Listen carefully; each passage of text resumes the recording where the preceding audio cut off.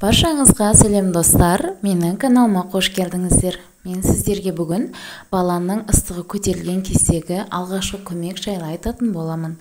Видеоны соңына дейін көріп, лайк басуды ұмытпаңыздар.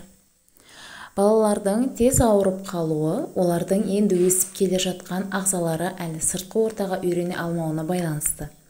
Ал баланың ыстығы көтерілсе ше?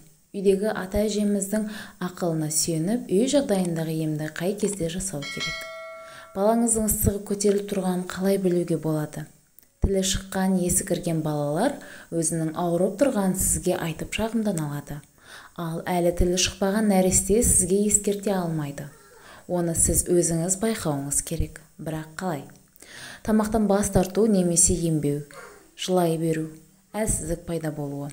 Бұл әрекеттер болса, бірден градус өлшегіш қойып, қызуын өлшеңіз. Себебі ыстығы сіз ойлағаннан да жоғары болуы мүмкін. Дәрігерді қай кезде шақыру керек? Көптеген ата-ана тұмау, ыстық көтерілу секілді сырқаттармен үй жағдайында күресіп, үйреніп алған. Олар түрлі амалдар жасап, баланың ыстығын түсіріп алады. Дегенмен аурудың аты ауру.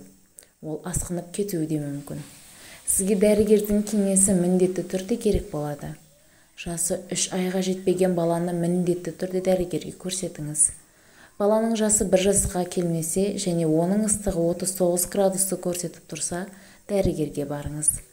Ыстықпен бірге құсу, іш өту, одан қала берді баланың жылауы жиілесе, тоже дәрігерге бару керек. Өзіміз қалай көмектесе аламыз? Ыстық сусын беріңіз. Балаңызға ыстық шай, сусын немесе су беріңіз. Ал ол әлі омырауды болса, емуі үшін барынша 1-2 қасық болсын шырын беріп, омырау сүтін емуіне жағдай жасаңыз. Қызуды қалай түсіру керек? Баланың ыстығы көтеріліп тұрса, бірақ 38-39 градусты көрсетсе, алаңдаудың қажеті жоқ. Бұл қалыпты жағдай. Шу шығармай-ақ дәрі беріңіз. Қазір балаларға арналған түрлі дәрілер бар. Мәселен, сұйықтық дәрілер, дәмі тіл үйіретін тәтті қосылған түрлері де бар. Ескеріңіз, дәріні көп беруге болмайды. Шамасына қараңыз.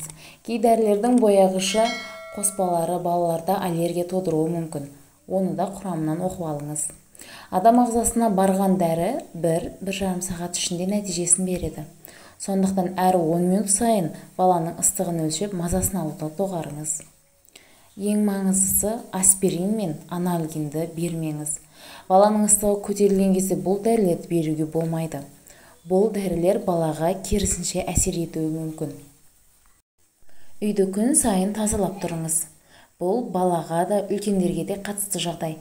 Себебі адам баласы ауырған кезде сол үйдің ішінде бактериялар пайда болады. Ол адамның демімен жүдеген кезде ауаға ұшқан сілекейінен пайда болады. Достар, егер бұл видео сіздерге ұнаған болса, пайдалы болған болса, менің каналыма тіркеліп, лайк басуды ұмытпаңыздар.